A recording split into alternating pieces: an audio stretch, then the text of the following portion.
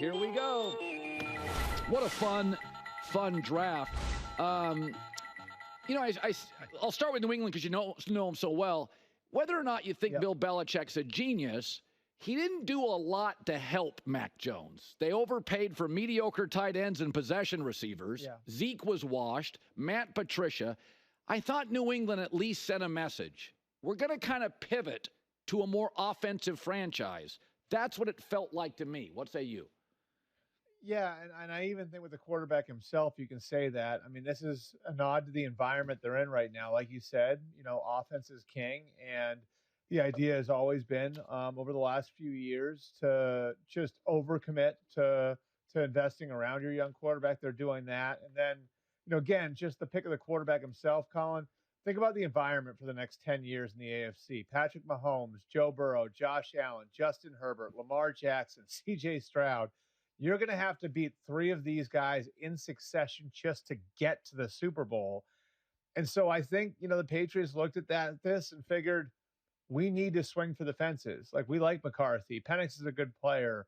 Bo Nix translates into some offenses. But to get this right and to get back to where we once were, we need to swing for the fences at the quarterback position, even if the floor is a little lower with the kid, even if the kid needs a little bit more development. So the idea here is to swing for the fences and then invest around the young quarterback. So, first 14 players taken are offensive. It's people moving up, people interested in Brock Bowers, multiple teams, Michael Penix, multiple teams. It felt like a little bit, Albert, of a league pivot to the acknowledgement that, guys, at the end of the seasons, nobody can stop anybody. You need weapons. That's what it felt. It was almost like a referendum on the change of the sport. Your thoughts? I would say it's yes, I would say that's true. I think the other thing you want to look at here is the focus on certain positions, right? They're all quarterbacks, tackles, and receivers with the exception of Bowers, who's seen as a unicorn at tight end, right? Right. So you look at the best teams and how they're building. They're building around receivers. They're building around tackles. They're building around quarterbacks. And then you look at the top defensive players to go, and Dallas Turner, Laiatu Latu, Byron Murphy, all those guys can get after the passer. And then you see a couple corners go later in the round. I think as much as anything else, what we're seeing now is the economics of the sport really trickling into the draft, where you look at it and you say, a receiver costs $30 million, a pass rusher costs $30 million, a tackle costs $25 million, a quarterback costs $55 million. So we need to draft them, and we need to get them in at a cheap rate, and then we'll be able to negotiate long-term contracts while they're on the roster. There are good players at other positions here. Graham Barton, the center from Duke, is a good example of that. But if you look at it, no safeties in the first round, no linebackers in the first round. Again, just the one interior offensive lineman. Try getting a running back close to the first round now. It didn't happen this year. I just think when you look at the overall makeup of the first round, yes, it's absolutely offense heavy. I think the other thing you notice is how much investment there is in premium positions.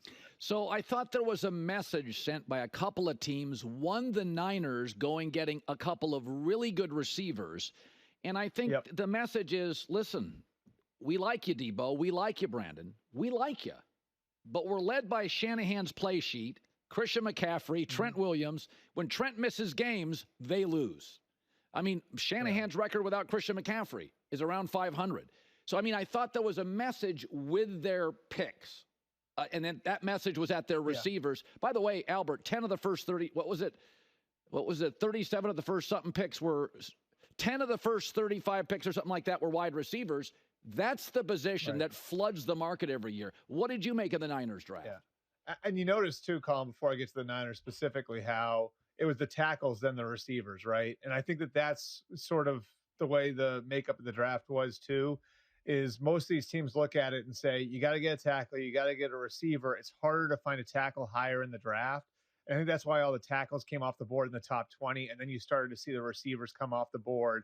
Obviously, you had the 3 at the top, but that's when the Pearsalls and the Legettes and the Xavier Worthies and those guys all started to come off when the tackles ran out. I mean, if you look across the league, you can see a lot of second, third, fourth round receivers, A.J. Brown, Amon-Ra St. Brown. All of these guys were the highest paid guys in the league, Tyreek Hill, that weren't first round picks. You can find receivers all over the place. And And once the tackles ran out, I think you started to see that in the second round. Yes, the Niners are looking at the receiver position and wanted to create flexibility for themselves. And I look at this a little bit like, a few years ago when they traded DeForest Buckner. They looked at their roster and there was a little bit of a bottleneck from a contractual standpoint with all the guys they were paying. They're in the same sort of situation now. And this is similar to back then in that they were looking at where they had a surplus in the roster. At the time, it was on the defensive line. They had both Eric Armstead and DeForest Buckner.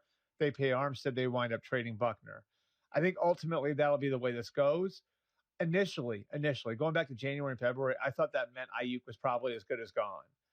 I've changed my thinking on that. I now think they're probably going to try to extend Ayuk, and I think Deebo Samuel is available. Yes. I think Ayuk is viewed more as the true number one receiver there, a guy who's a more natural receiver. And Deebo Samuel, as good as he is and unique as he is, might be seen as a little bit of a luxury item there now. So I think the plan for now is to keep all of those guys on the roster together and make one more all-in run with the entire group. But if you ask me who's going to be on the Niners roster longer, whether the change happens now or a year from now, I'd say Ayuk is probably going to be there for a longer period of time than Deebo Samuel. And by the way, Deebo's style of play is, pretty cautionary. He gets beat up. And McCaffrey, again, how many years can you give him? 300 touches, 200 touches. So I think, to your point, I think Deebo's the one that would exit. Now, Sean Payton goes and gets Bo Nix. I thought it looked, when I watched Bo Nix live, I thought, oh, this is Sean Payton's guy. There was a lot of smoke screens on. They didn't love his hand size. In your opinion, did they decide on Bo Nix a while ago? They think that I don't want to make them sound arrogant, but they think that they really got one here. And they think that a lot of people are wrong about him. And here's what I thought was really interesting about it, right? You know what made the Broncos nervous was when our buddy Joel Klatt said something and when Chase Daniel said something.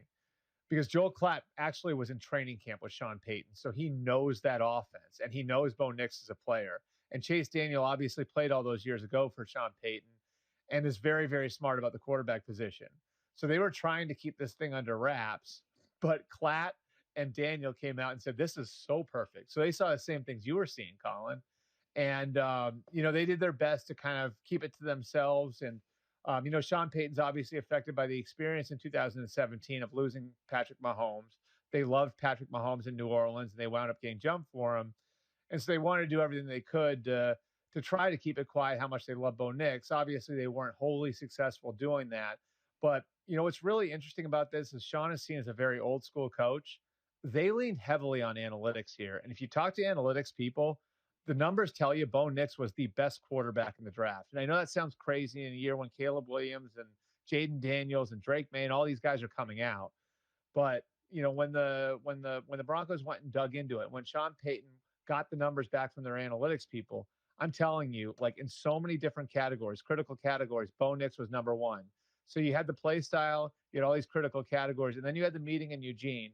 And I'll give you one anecdote. When they were walking out, right, like from the meeting room to go out on the practice field, Sean Payton pointed down at Bo Nix's backpack and said, what do you have in there? So Bo Nix emptied his backpack. He had a pair of football cleats. He had a roll of athletic tape, and he had a lacrosse ball in there that he uses to crack his back.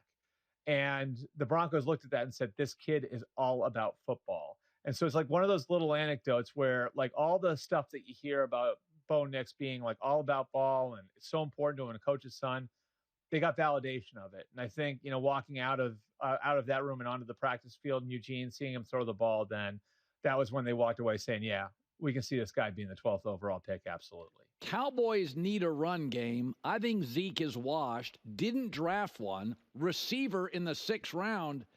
I mean, it looks like to me, if you look at their personnel, this will be a more Dak-dependent offense than ever going forward. That's what it says to me. You?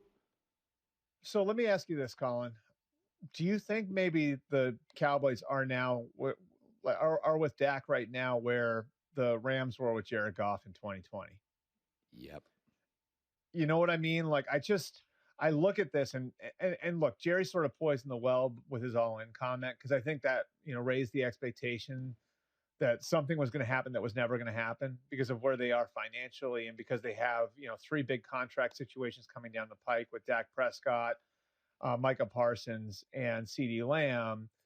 But you just like look at it, and they've been knocking on the door, and they've been in the playoffs pretty consistently, but they haven't made it back to the NFC title game since 1995, and they've been unceremoniously dumped out of the playoffs the last couple of years by Green Bay and San Francisco. And I'm not saying that that's all on Dak. It's not, but he's had good players around him, and that's been a good roster. Yes. And so, is there a Matthew Stafford available for them out there? I don't know, but it'd be really interesting to see what would happen if that sort of situation presented itself for the Cowboys, because it is starting to feel a little bit like they're in that spot where the Rams were with Jared Goff, where they're sort of openly asking the question, is this guy ever going to be good enough to put us over the top? And look, Goff proved a lot of people wrong in going to Detroit and doing what he did. So this is nothing against Prescott, but it's hard to imagine that train of thought hasn't entered the building in Dallas. Yeah, I've seen Jared Goff get to a Super Bowl, out-duel Patrick Mahomes on Monday Night Football. I consider Goff a more talented thrower of the football than Dak Prescott. Good stuff. Albert Breer, Monday Morning Quarterback. Good as always, bud. Good talking to you. Hi, everybody. It's me, Uncle Colin. Subscribe here to get the latest from the herd, including exclusive behind-the-scenes videos and more, wherever you may be, however you may be watching. Thanks again for making us part of your day.